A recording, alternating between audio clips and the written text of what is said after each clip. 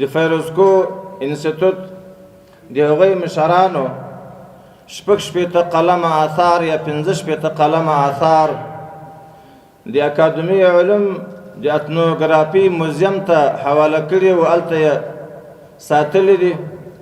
او دا اولین قدم نه ده، مخکې له دې نه حیدرزاد صاحب د هغه اثار او بیا د امین الله نرجو او یو دریم موزیم هم په نظر کې ده انشاءالله العزیز.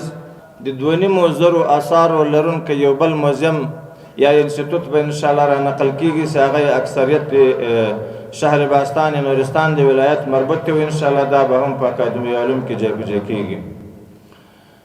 زه مجلس ته او د فیروزکو انسټیټوټ مشرانو ته د ټولې اکاډمۍ د رهبرۍ په نمایندګۍ باندې اطمینان ورکوم چې اکاډمي علوم رهبري دانشمندان او خاصتا بیا د تحقیقات بین المللي مرکز کوشاني ملګري مصمم دي، عزم یې کړی او کوي چې انشاءالله العزیز دا د افغانستان تاریخي میراث ده، د افغانستان کلتوري شیان، د افغانستان د قومونو د ثبات شیان، دا به انشاءالله العزیز دلته په اکاډمي علوم کې ساتلی وي.